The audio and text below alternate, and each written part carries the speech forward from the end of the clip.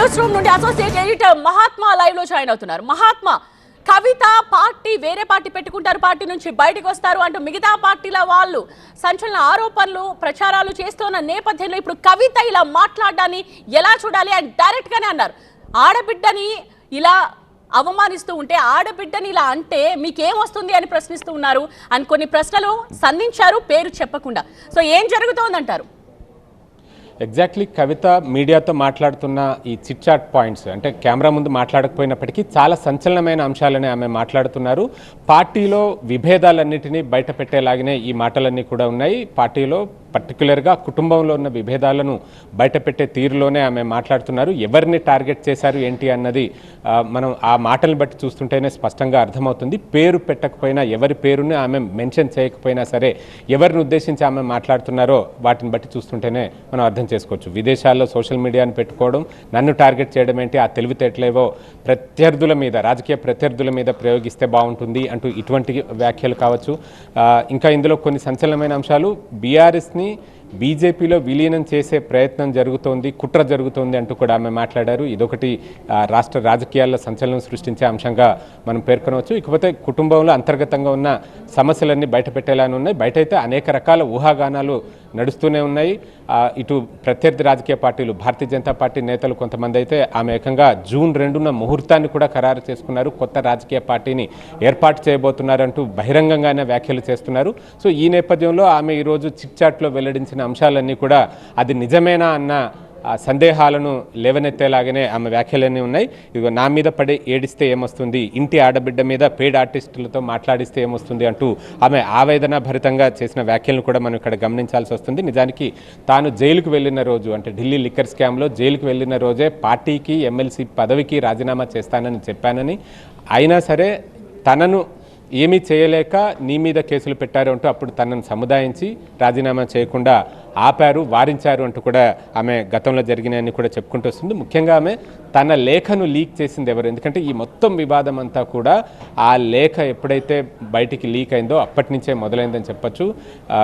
వరంగల్లో నిర్వహించిన బీఆర్ఎస్ సభ తర్వాత ఆమె ఫీడ్బ్యాక్ని, కొంతమంది కార్యకర్తల మనోభిప్రాయాల్ని, తన అభిప్రాయాల్ని జోడించి లేఖ రాశారు కేసీఆర్కి. ఆ లేఖలో కొన్ని పాజిటివ్ అంశాలని ప్రస్తావించారు, at the same time negative ఆస్పెక్ట్స్ని కూడా ప్రస్తావించారు.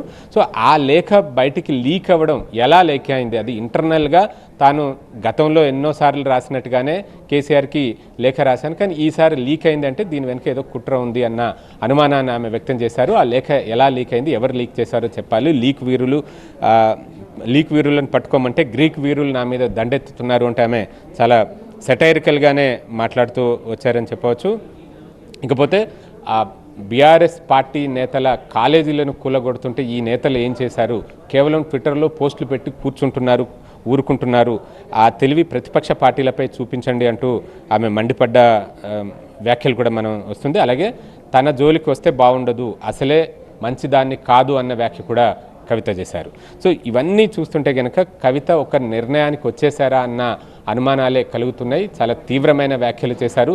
తన దగ్గరికి దూతల్ని పంపిన విషయాన్ని కూడా ఆమె ప్రస్తావించారు. అంటే ఈ వివాదాన్ని ఇక్కడితో ఆపేసి సద్దుమణిగేలా చేసే ప్రయత్నాలను, వాటిని కూడా ఆమె ప్రస్తావించారనే మనం చెప్పుకోవచ్చు. తాను జైల్లో ఉన్నప్పుడే బీఆర్ఎస్ని బీజేపీలో విలీనం చేసే నన్ను కావాలనే ఎంపీ ఎన్నికల్లో ఓడించారు అన్న విషయాన్ని కూడా కవిత ఇక్కడ స్పష్టంగా మాట్లాడారు. సో ఎవరిని ఉద్దేశించి ఇవన్నీ చేస్తున్నారు అనుకోవాలి? ఇప్పుడు ఆమె ఎవరిని ఉద్దేశించి ఈ వ్యాఖ్యలు చేస్తున్నారన్నది ఆమె మాటలను బట్టి చూస్తుంటే జన సమూహంలో ప్రతి ఒక్కరికి అర్థమైపోతుంది. కుటుంబ సభ్యులు ఉన్నారు, అందులో పార్టీలో కొంతమంది నేతలు ఉన్నారు. ఆమె ఎప్పుడైతే ఈ లేఖ లీక్ అయిందో ఆ రోజే బయటకు వచ్చినప్పుడు కేసీఆర్ దేవుడు, ఆయన చుట్టూ దెయ్యాలు ఉన్నాయంటూ మాట్లాడారు. అంటే కేసీఆర్ చుట్టూ ఎవరున్నారు ఏంటి అన్నది జన సమూహానికి అందరికీ కూడా తెలుసు.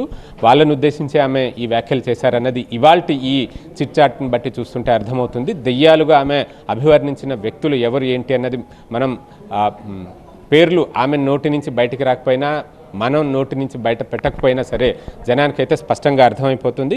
క్లియర్ కట్గా కుటుంబంలో విభేదాలు ఉన్నాయన్నది కవిత వ్యాఖ్యల ద్వారా మనకు చాలా స్పష్టంగా అర్థమవుతుంది. అందుకనే ఆమె చేసే ప్రతి వ్యాఖ్య కూడా చాలా ఆచితూచి టార్గెట్ చేసి మరీ మాట్లాడుతున్నారు.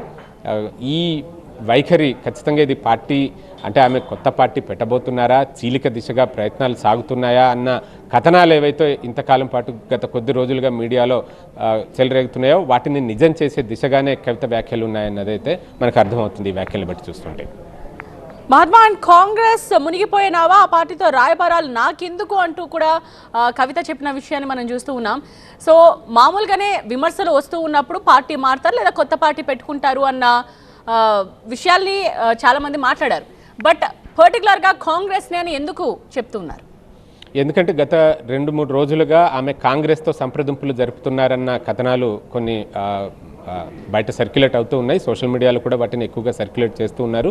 సో ఈ ఆయా పత్రికల్లో వచ్చే కథనాలు కావచ్చు వాటన్నిటిని ఉద్దేశించి ఆమె క్లారిటీ ఇచ్చే ప్రయత్నం చేశారు. తాను కాంగ్రెస్తో సంప్రదింపులు జరపడం లేదని, ఎందుకంటే రీసెంట్గా చూసినా సరే తనతో 10 మంది ఎమ్మెల్యేలు ఉన్నారని, వారందరినీ తీసుకొని కాంగ్రెస్ పార్టీలోకి వస్తాను, మంత్రి పదవులు ఇవ్వాలని బేరసారాలు కూడా జరిపినట్లుగా విస్తృతంగా సోషల్ మీడియాలో కథనాలు ప్రచారం అవుతున్నాయి. సో వాటికి క్లారిటీ ఇవ్వాలన్న ఉద్దేశంతో ఆమె ఈ కాంగ్రెస్ ఒక మునిగిపోయే నావా, ఆ పార్టీతో రాయబారాలు నేనెందుకు జరుపుతాను అన్నట్టుగా ఆమె ఈ విషయంలో చాలా స్పష్టతనిచ్చారు. బీఆర్ఎస్ పార్టీలో కేసీఆర్ ఒక్కరే నాయకులు ఇంకెవ్వరి నాయకత్వాన్ని తాను అంగీకరించను అంటూ చెప్పుకుంటూ వచ్చారంటే, ఒకవేళ బీఆర్ఎస్ పార్టీ నాయకత్వం మార్పు జరిగే అవకాశం ఉంటే కనుక, ఒకవేళ వయసురీత్యా కేసీఆర్ ఆ బాధ్యతల్ని తన వారసుని ప్రకటించే అవకాశం ఉంటే కనుక దాన్ని దృష్టిలో పెట్టుకునే ఆమె ఈ వ్యాఖ్యలు చేశారని చెప్పి మనం భావించవచ్చు. సో కేసీఆర్ నాయకత్వంలో మాత్రమే తాను పనిచేస్తాను, ఒకవేళ నాయకత్వం మార్పు జరిగితే తాను అంగీకరించే ప్రసక్తే లేదు అన్న మాటను కూడా ఆమె ఈ చిట్చాట్ ద్వారా వ్యక్తీకరించారని చెప్పి మనం అనుకోవచ్చు. ఇకపోతే నా మనుషులు ఎవరు పార్టీ మారలేదు అంటే, పార్టీలో తన మనుషులు అనుకున్న వాళ్ళు ఎవరు కూడా పార్టీ మారలేదు, నా దగ్గరకు వచ్చిన దూతలు ఎవరికి దగ్గరో అందరికీ తెలుసు, ఇలాంటి మాటలు కూడా ఆమె ప్రయోగించారు. నన్ను పార్టీకి దూరం చేస్తే అత్యధికంగా లాభం పొందేది ఎవరికో అందరికీ తెలుసు, నన్ను కేసీఆర్ని తనను తన తండ్రి నుంచి దూరం చేసే కుట్ర జరుగుతోంది, నన్ను కావాలనే ఎంపీ ఎన్నికల్లో ఓడించారు. సో ఈ రకంగా ఆమె వరుసగా వ్యాఖ్యలు చేస్తున్నారు. ఇంకా చిట్చాట్ కంటిన్యూ అవుతుంది. మొత్తంగా ఓవరాల్గా ఆమె మాట్లాడే మాటలను బట్టి చూస్తుంటే కనుక ఖచ్చితంగా కుటుంబంలోనే విభేదాలు ఉన్నాయి, అవి పార్టీ డిస్టర్బ్ చేసే స్థాయికి చేరుకున్నాయన్నది కవిత వ్యాఖ్యల్ని బట్టి మనం అర్థం చేసుకోవచ్చు. రైట్ మహాత్మా.